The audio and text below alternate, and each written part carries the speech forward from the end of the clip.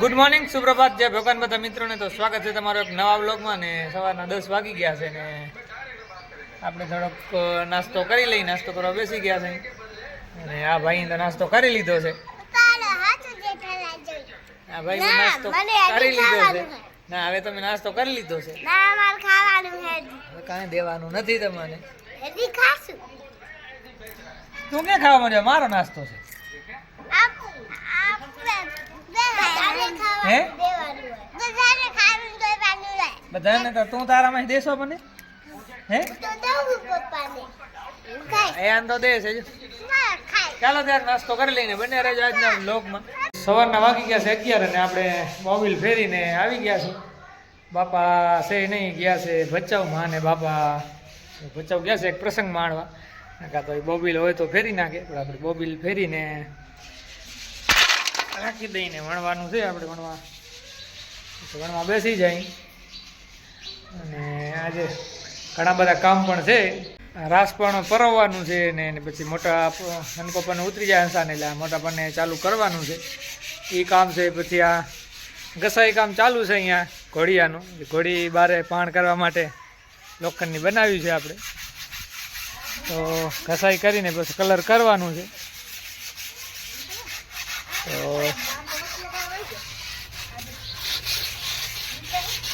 લેવા જલ્દી ના કરો, મજૂરી નહીં મળે. બસ બરાબર કરજો ઘસાઈ. આપણે પણ આમાં વણી નાખવાનું. વણીને હજી પાછું દહીં મૂકવાનું છે ખમીરમાં. તો ટાઈમ બહુ શોર્ટ છે, કામ ઘણા કરવાના છે. તો ચાલો આપણે કામ ઉપર લાગી જાય. આમાં પણ આપણે અધૂરો રહી ગયો છે. હંસાને કમરનો દુખાવો ઉપડી આવ્યો હતો 3-4 દિવસ થયા. દવા લઈને આરામ કરે છે. અત્યારે તો ઘસાઈનું કામ કરે છે. આરામ તો કરી લીધો. હું કહું છું કે હંસા આરામ કરે, પણ તો અહીંયા કામ કરશો એટલે હું ખોટો પડી જાઉં છું. ભણવાનું કામ નથી કરતી, પણ આજે આ બેઠી બેઠી કામ કરે છે.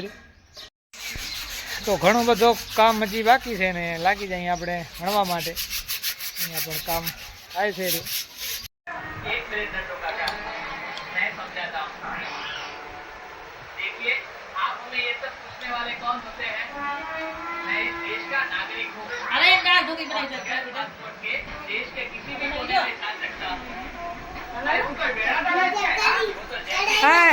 તારી ફેવરેટ ઢોકરી.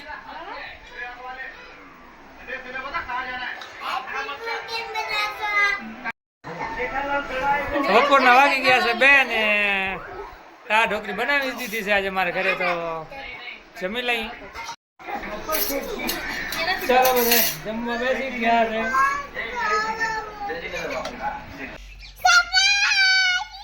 વાવ વાવ.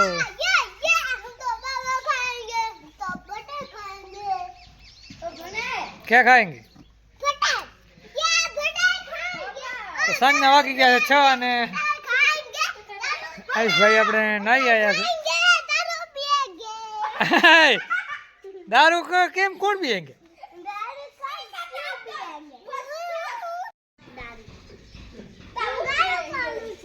તો આપણે ટર્પેન્ટાઇન લઈ આવ્યા છીએ. કલરમાં ને અસ્તરમાં નાખવાનું છે.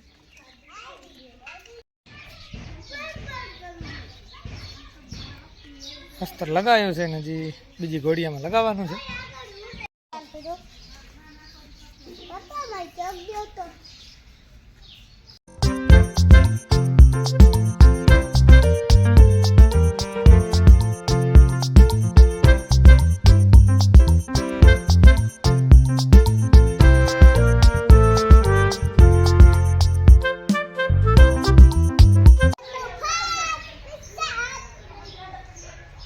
पीछे क्या है?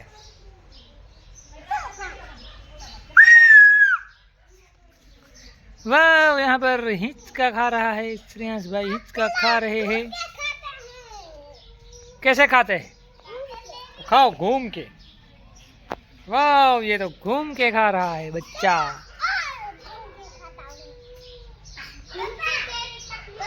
हाँ,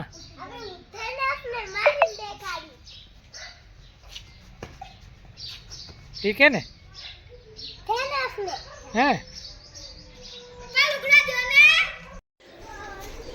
તો 2 દિવસ પહેલાં આપણે ઘરે વેલ્ડિંગનું કામ કરાવ્યું હતું. તો આ ડાઇનિંગ ટેબલ બનાવે છે ત્યાં,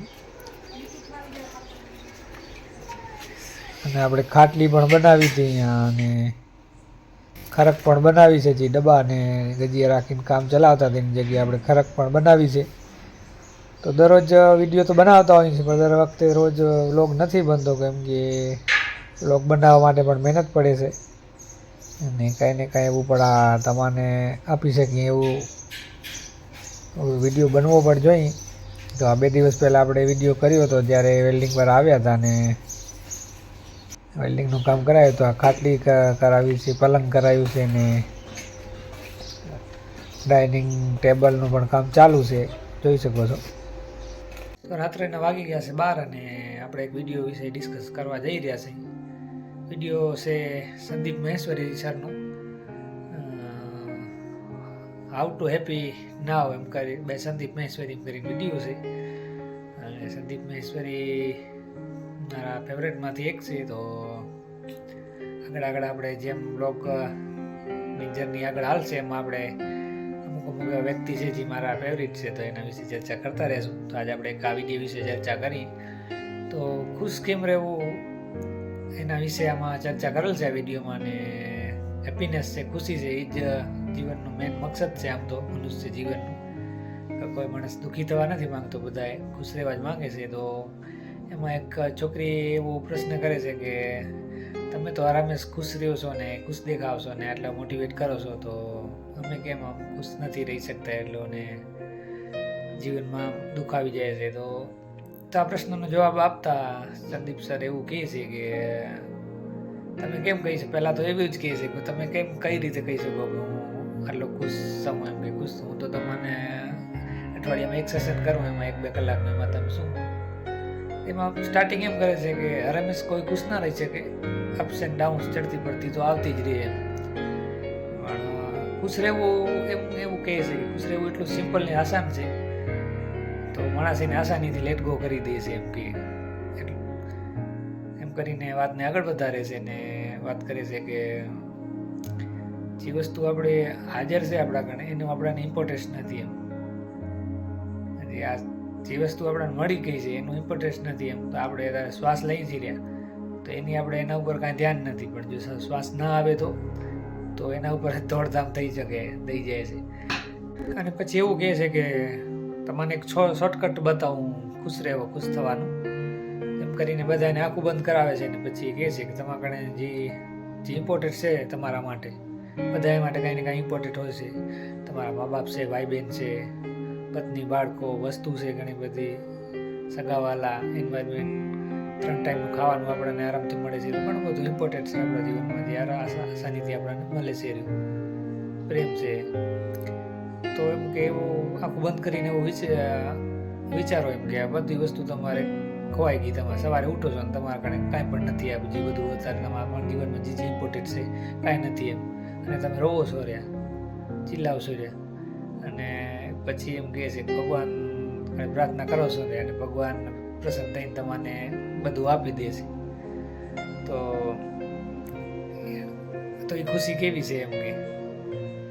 તો એમ એટલું જ કહેવા માંગે છે કે સુખ અને દુઃખની સિમ્પલ પરિભાષા અને સિમ્પલ વ્યાખ્યા આપે છે કે જે વસ્તુ તમારા કારણે છે એની રહેતા જ તમને કદર થઈ જાય તો સુખ છે, અને એને જતા રહ્યા પછી કદર થાય તો દુઃખ છે.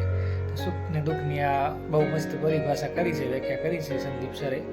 એવું કહેવાય છે કે ગઈકાલ કરતાં તમે જો આજે ઇમ્પ્રૂવ નથી થતા તો તમારામાં ને પશુમાં કાંઈ ફરક નથી. તો જે લોકોને ઇમ્પ્રુવમેન્ટમાં રસ છે એ લોકોને જો આ વિડીયો જોવો હોય ડિટેલમાં તો હું ડિસ્ક્રિપ્શનમાં લિંક દઈ દઈશ વિડીયોની, તો જોઈ શકો છો. તો આજ માટે આટલું જ. રાતના વાગી ગયા છે 12 ને 10, 12:15 જેવા થઈ ગયા છે, અને તમારા માટે આ વિડીયો બનાવ્યો છે. તો આ વિડીયો કેવું લાગ્યું તમને જરૂરથી કોમેન્ટમાં કહેજો, ને લાઈક ને શેર બટનને હિટ કરતા રહેજો. તો આજ માટે આટલું જ. Bye bye.